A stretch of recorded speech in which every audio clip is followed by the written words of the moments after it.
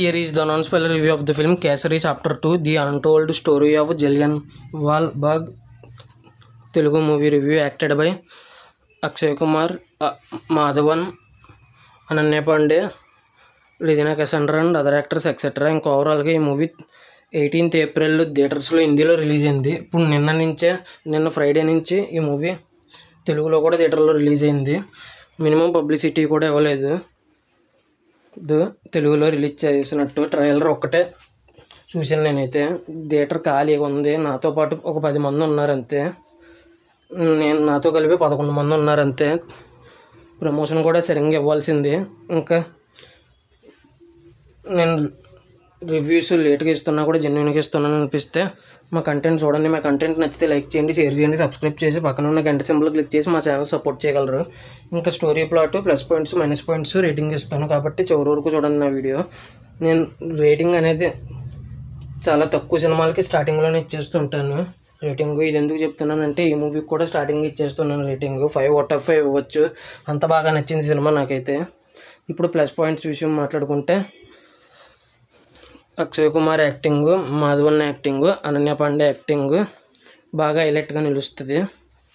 ఇంకా మాధవన్ గారి యాక్టింగ్ అయితే అక్షయ్ కుమార్ గారి యాక్టింగ్ని డామినేట్ చేసింది. ఇంకా సెకండ్ హాఫ్లో అంత బాగా చేశారు మాధవన్ గారు అయితే.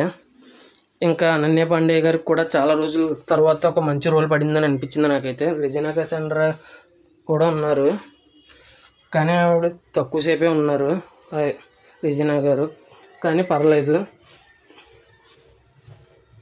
అక్షయ్ కుమార్ గారికి వైఫ్ రోల్లో తక్కువసేపు ఉన్నా కూడా బాగానే ఉంది పెర్ఫార్మెన్స్. ఇంకా ఈ మూవీకి వచ్చేసి బిగ్గెస్ట్ ప్లస్ పాయింట్ వచ్చేసి మ్యూజిక్. కొన్ని సీన్స్ స్లోగా ఉన్నా కూడా బాగా ఎలివేట్ అయినాయి. దానికి ముఖ్య కారణం వచ్చేసి మ్యూజిక్ అనే చెప్పాలి. చాలా బాగా కొట్టారు మ్యూజిక్. ఇంకా రియల్ స్టోరీని బేస్ చేసుకుని వచ్చిన మూవీ చాలా న్యాచురల్గా చూపించారు. లొకేషన్స్ కూడా బాగున్నాయి, ప్రొడక్షన్ వాల్యూస్ కూడా బాగున్నాయి. ఇంకా ఓవరాల్గా ఈ మూవీ పబ్లిసిటీ చేసి ఉంటే బాగుండేది. చాలా తక్కువ మంది వచ్చారు జనం థియేటర్స్లో. అసలు కలెక్షన్స్ కూడా డౌటే, సరిగ్గా వస్తాయో రావో తెలుగులో. అంత 10 మంది అలాగ వచ్చారు, చెప్పలేము కలెక్షన్స్. పబ్లిసిటీ సరిగ్గా చేయవలసిందని అనిపించింది నాకు. ఇంకా నెగిటివ్స్ వచ్చేసి సినిమా ఫస్ట్ నుంచి నెగిటివ్స్లోకి వెళ్ళిపోదాం. నెగిటివ్స్ ఒక్కటే ఉంది నెగిటివ్. ఫస్ట్ నుంచి లాస్ట్ వరకు చాలా స్లోగా ఉంటుంది సినిమా. అది తప్ప ఇంకేం నెగిటివ్ అనిపించలేదు. అందుకే స్టార్టింగ్లో 5/5 రేటింగ్ ఇచ్చాను అంతేనండి ఈ మూవీ. అంతే. ఇంకా ఫైనల్గా ఈ మూవీకి రేటింగ్ ఇచ్చేసాను ఆల్రెడీ స్టార్టింగ్లోనే 5/5 అని. ఇంకా అంతేనండి. తెలుగు డబ్బింగ్ కూడా బాగుంది. ఇప్పటికి కనుక ఇంకా చూడకపోతే ఖచ్చితంగా చూసేయండి. అందరికీ సెట్ అయింది డబ్బింగ్ అయితే. ఇంక అంతేనండి. ఈ మూవీ ఎంతమంది చూశారు? తెలుగులో చూసారా, హిందీలో చూసారా, ఏ భాషలో చూసారు, మీకు ఎలా అనిపించింది, మీరు ఎంత రేటింగ్ ఇస్తారనేది కింద కామెంట్ చేయండి.